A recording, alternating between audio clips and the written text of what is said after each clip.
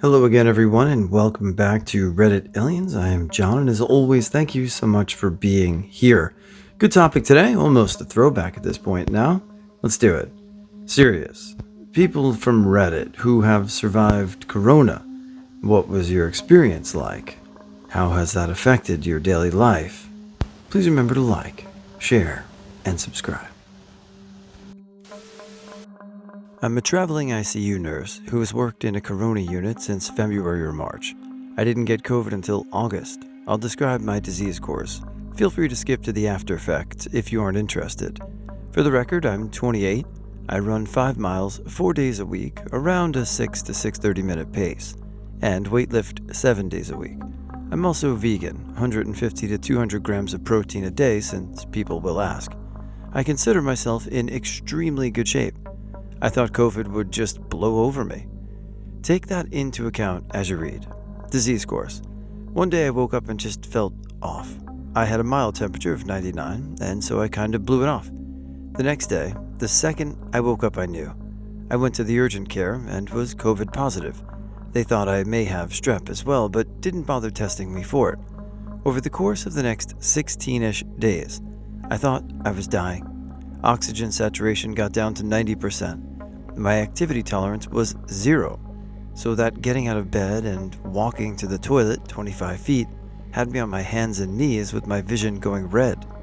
My back and sides ached so bad that by day 3 I couldn't lay down and spent most of my days sitting, leaning over a desk on the tripod position. My fever was 102.9, and if I wasn't wearing multiple pieces of clothing, I was shaking so bad my whole body hurt. I tried taking acetaminophen, but then I sweat so bad I drenched my clothes, my bed, everything I touched. It was impossible to stay dry, also resulting in full-body shivering. I only attempted to take it twice. Even then, my temp only fell to 101. I also had sinus headaches, which kept me from moving my head or eyes too quickly from side to side, or attempting to prone myself, as the blood would move toward my skull, making it unbearably painful. I felt so bad and made no recovery for about 14 days that I often thought of taking my life instead of slowly dying and being a burden to those around me.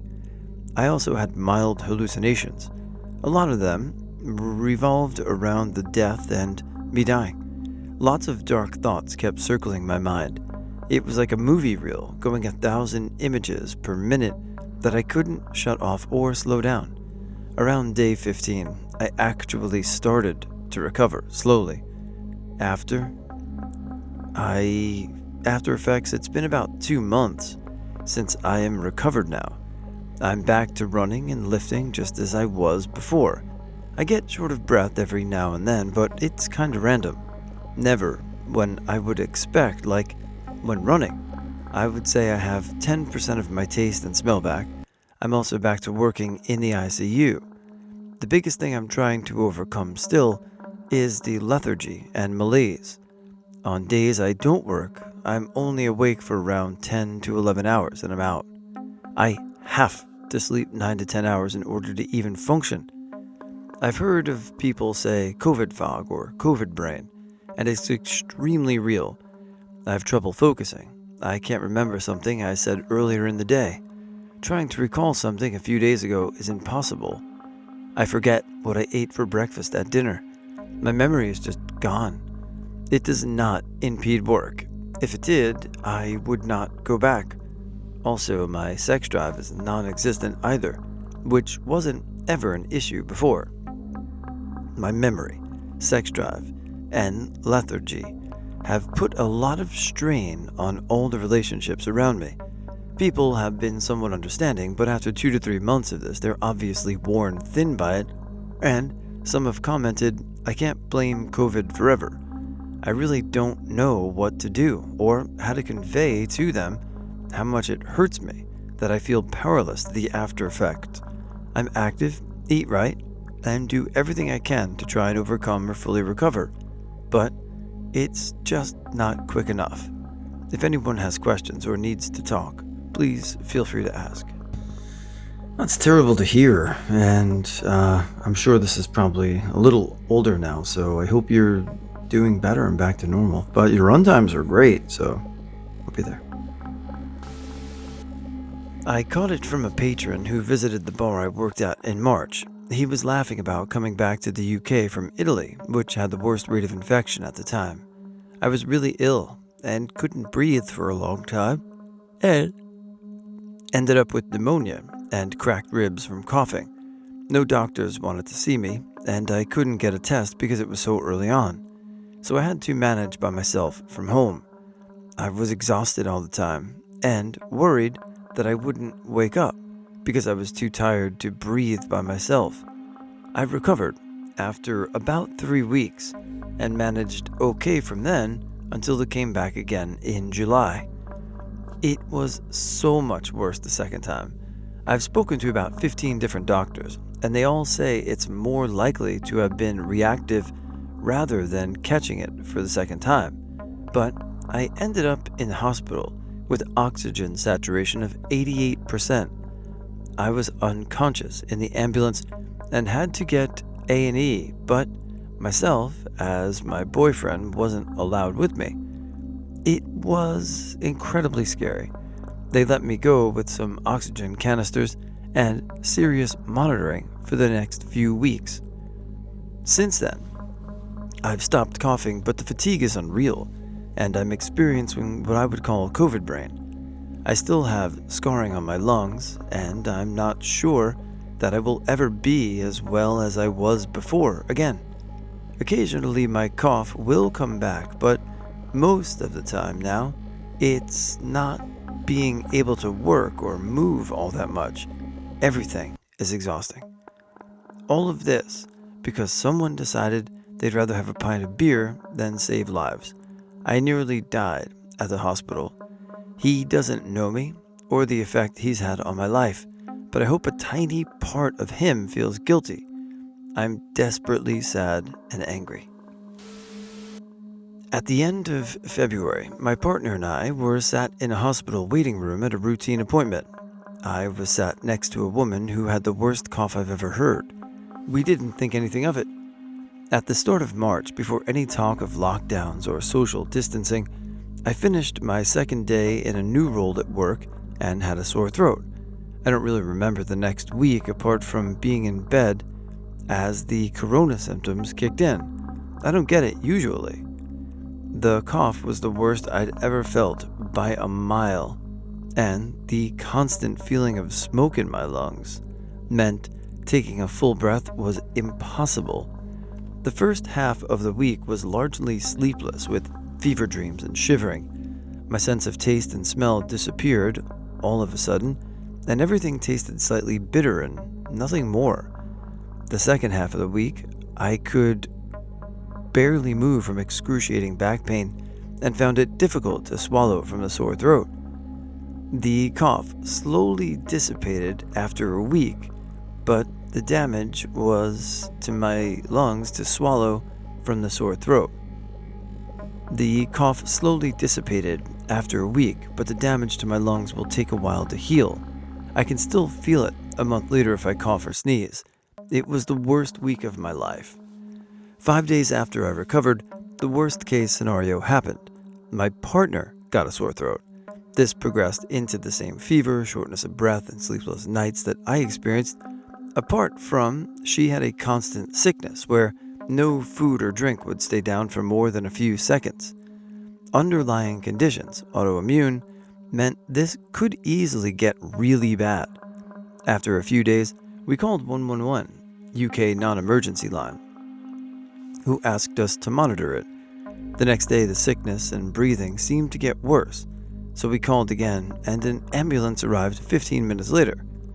Imagine putting your partner or a member of your family into the back of an ambulance to be taken into a locked-down hospital where visitors aren't allowed, not knowing if the last you'll see of them is when the paramedics close those doors and the ambulance doors, calling the ward they are on every day asking for an update from nurses that are so unbelievably busy stressed and scared themselves that you feel bad for interrupting them. The coronavirus test results came back positive. After 10 days of constant sickness, and with a nurse stationed outside her door as they thought she only had hours to live, the sickness died down, and the smallest bit of liquid stayed down. We waited a week to hear some good news. We got lucky. I picked her up to carry on recovering at home after the retest for the virus came back negative. The stories she tells me from the corona ward in the hospital are terrifying. An elderly couple being brought in together and getting rooms across the corridor so they could see each other. The man improved and was sent home without his wife, who hadn't, and asked for a minute to stand at her window in case she doesn't come back. The patient, in their final hours, that had a crying nurse holding their phone to their ear so they could whisper their goodbyes to their loved ones.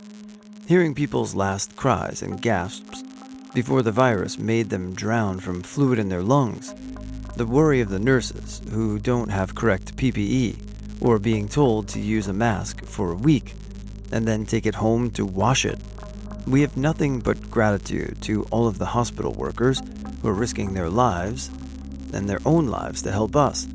They're heroes who are doing an impossible task in a dangerous, underfunded, and understaffed situation. We owe you everything. 6 months later, and we're both affected by fatigue. By 4 p.m., we're both wiped out. My partner still has smoky feeling in her chest at night, which we're told is lung damage. It is currently thought that antibodies only last 3 months, so we're susceptible again and are self-isolating at home permanently. I've not been to an out the house, apart from short dog walks, since the world changed. We haven't seen family or friends. We have both had similar symptoms and been for 2 tests each, both negative. When the coronavirus news started on the news, my household became a constant stream of antibacterial wiping. Each surface, handle tap, chair, arm, bathroom, and implement was wiped down at least a few times a day, and we were washing our hands until the skin was red and raw. We were careful, overly careful. It still got us. When I see people ignoring the 2-meter distance when on their daily exercise or kids meeting up in parks, I just want to shake them and shout, "What are you doing?" You meeting your friend for a chat could kill them, or their family, or their other friends, or they could pass it on to a person that get a little bit too close to in a non-essential shopping trip. How many people have inadvertently infected in the 5 days before I had any symptoms?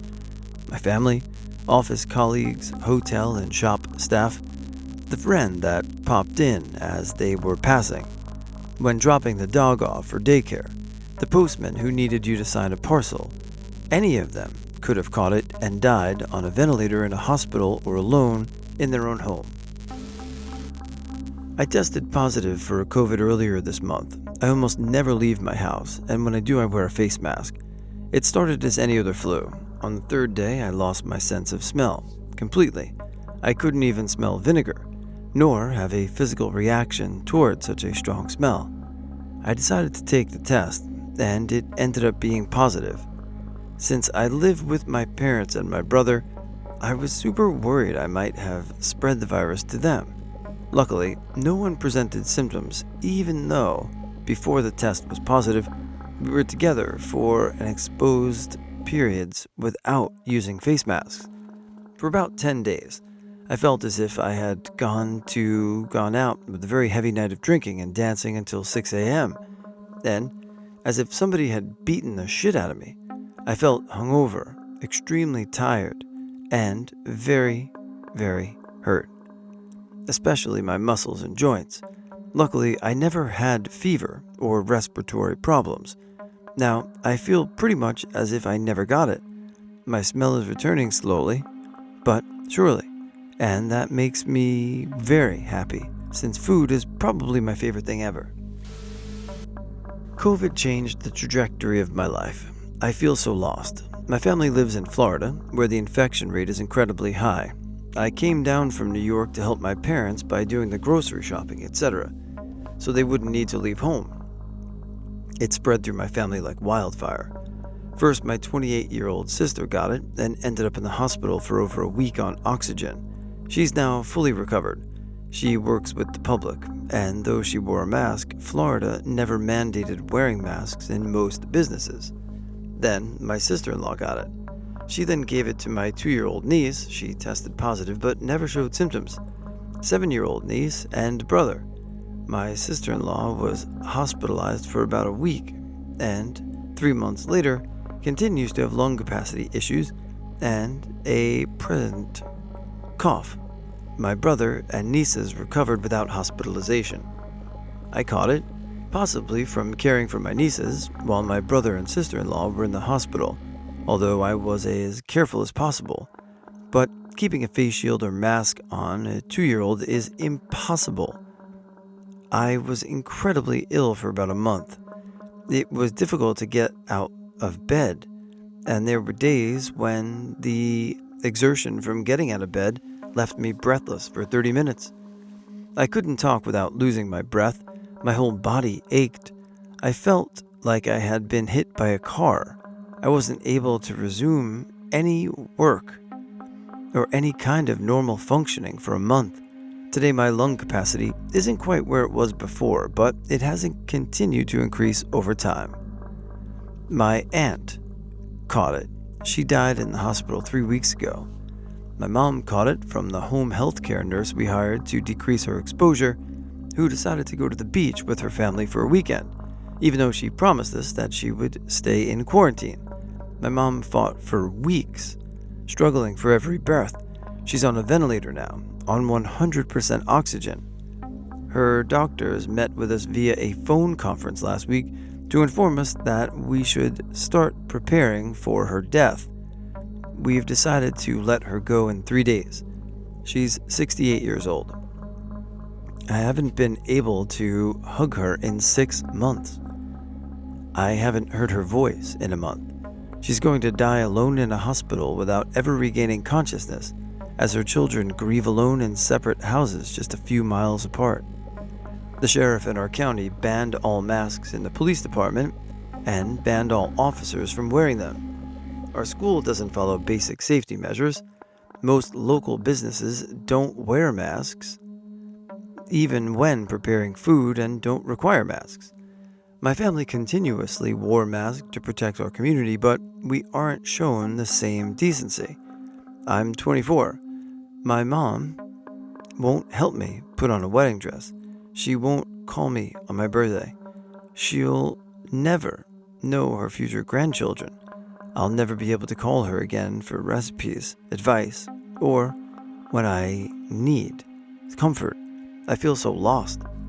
I told my boyfriend last night that I can't bear the thought of celebrating Thanksgiving or Christmas this year. We're planning on going to the family cabin for the next several months to grieve and hold each other. It feels like my mother was murdered by grown-ass adults who couldn't be bothered to wear an effing mask.